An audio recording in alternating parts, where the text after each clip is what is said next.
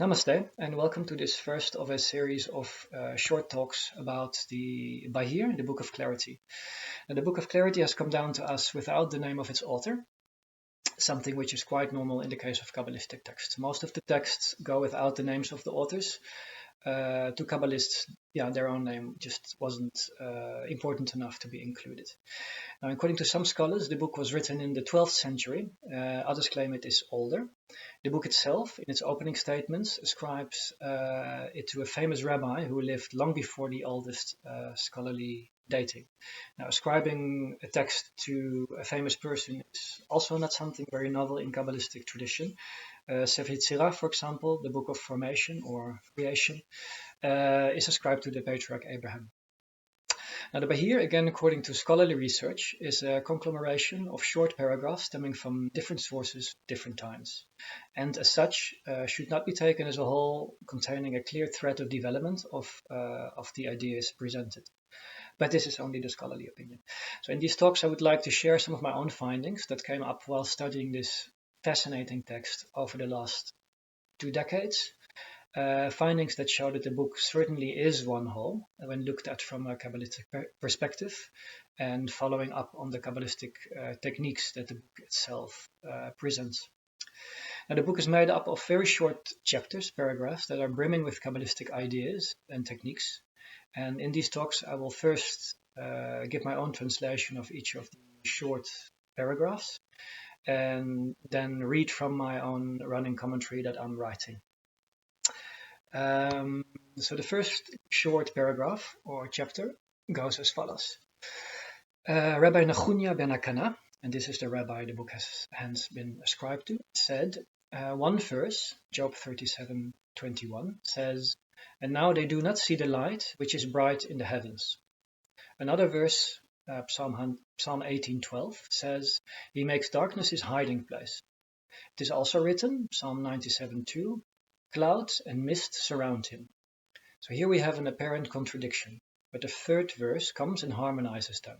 Psalm 139:12. Also, darkness is to you not dark. Night shines like day, and darkness is as night. The first Mishnah of the Bahir. Now, in the first verse that the Bahir presents here, Job 37:21, and now they do not see the light which is bright in the heavens, the word Bahir, meaning bright, is used. Thus, right at the beginning, the book's title is addressed as well. More than just the title, though, the word Bahir also reveals the book's main concern. It delineates a kind of metaphysical duality that does not confound and does not contradict. Now, at this early stage, this encompassing revelation is imparted in a morphological way, with each letter of the word Bahir giving additional insight about that same revelation. And the first letter of the word Bahir is the Beit, the second letter of the Hebrew alphabet, and it has the numerical value 2.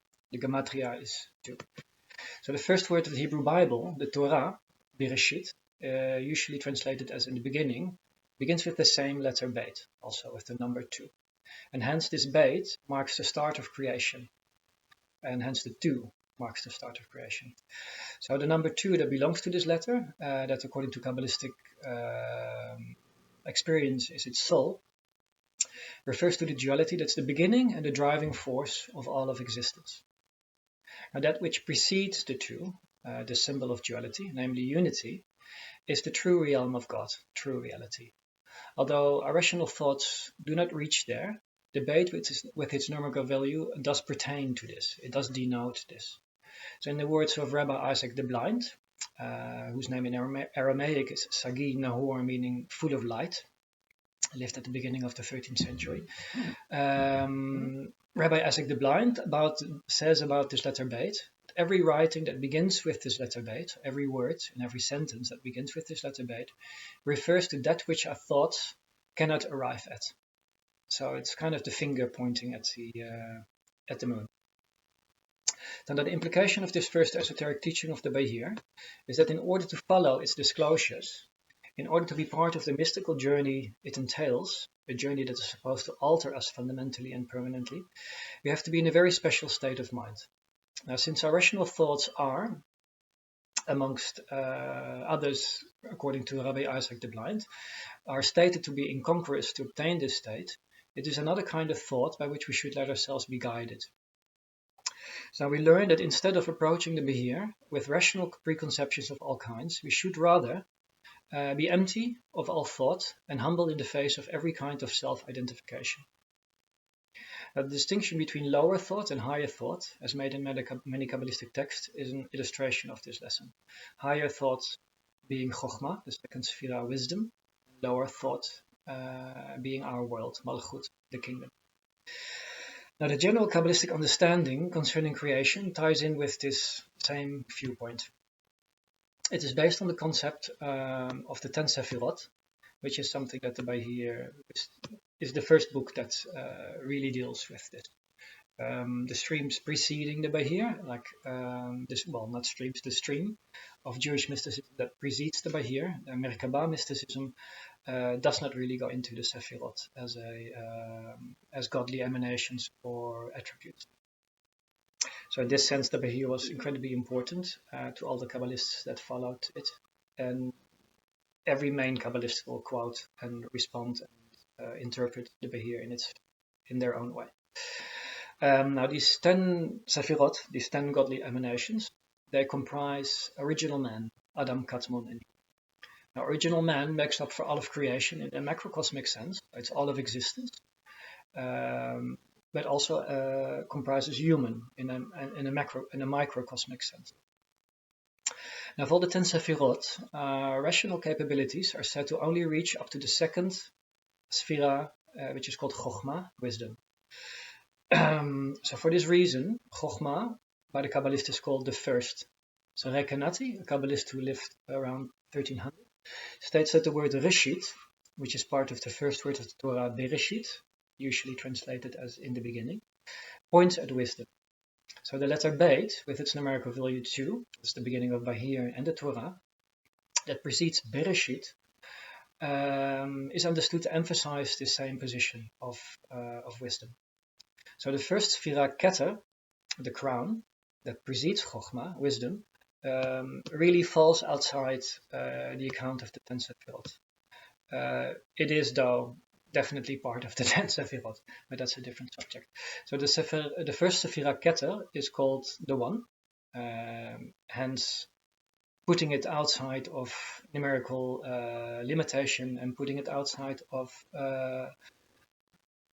sequentiality, really. So it's called the One, whereas Chokhmah, the second Sphira, is called the first. So you have one, and then you have the first.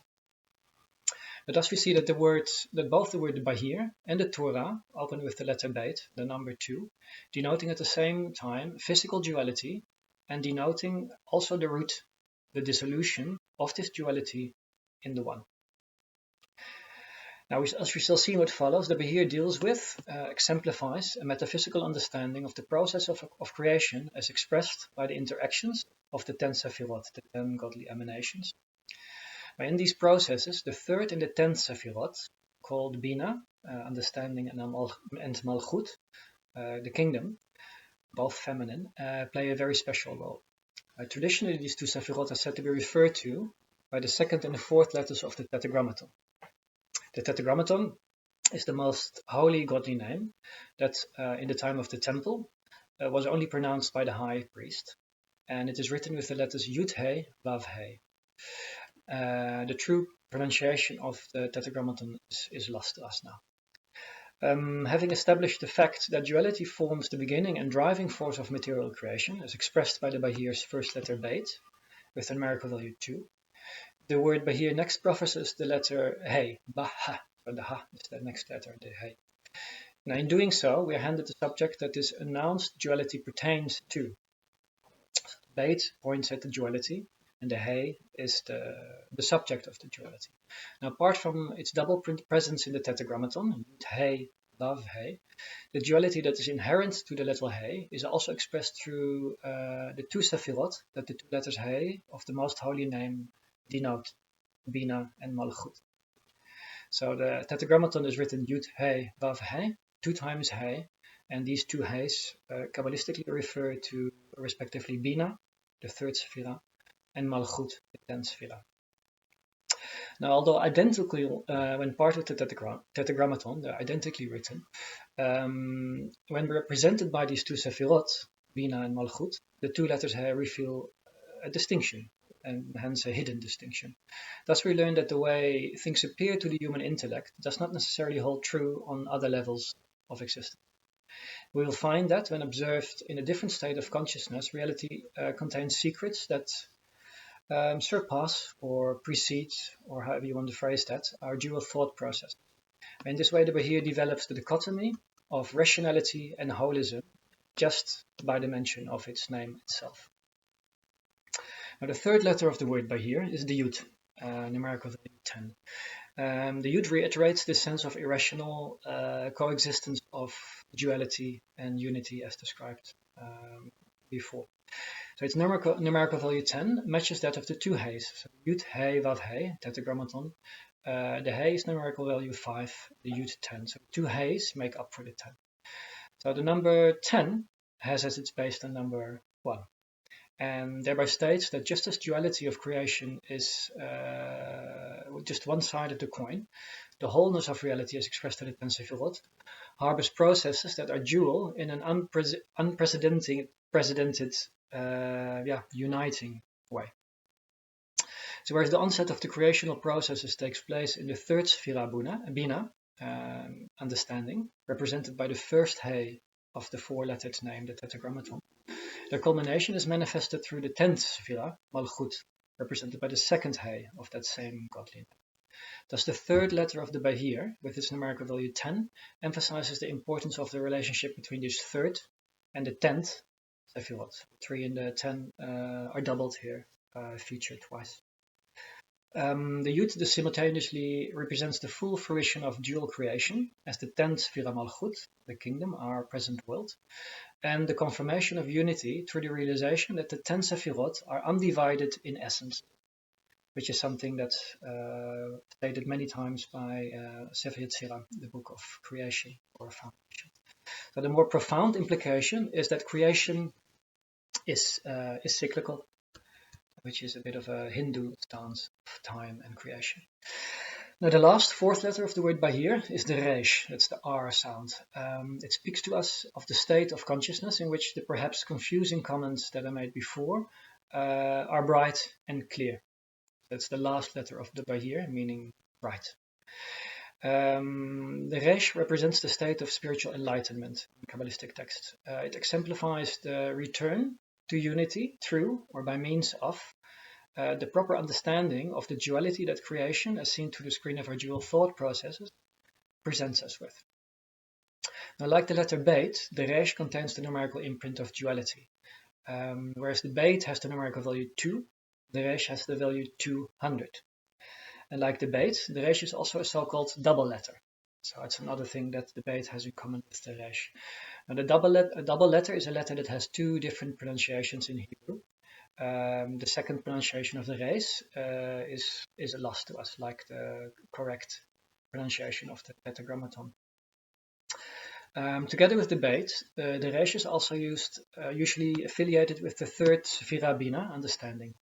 Now, this Sefira is often called the mother, from which the next 7 Sefirot are born. Now, in the context of the double letters, the letter Beit, with which the word Bina begins, is the first of the 7 double letters. Duality properly comes forth from the mother and develops through the next 7 Sefirot, also affiliated with the next 7 or with the 7 double letters. So duality here expressed also through the ways that those letters can be pronounced in Hebrew. In this sense, the Resh also denotes a fulfillment of Bina as Malchut, the kingdom. Now, I think I have to stop here because my 15 minutes are almost up. So far I've only been able to quickly talk about the word Bahir itself. And in the next talk, I would like to start with the commentary itself, which is fascinating. I hope this was interesting, and I hope to see you again at the next talk. Bye and namaste.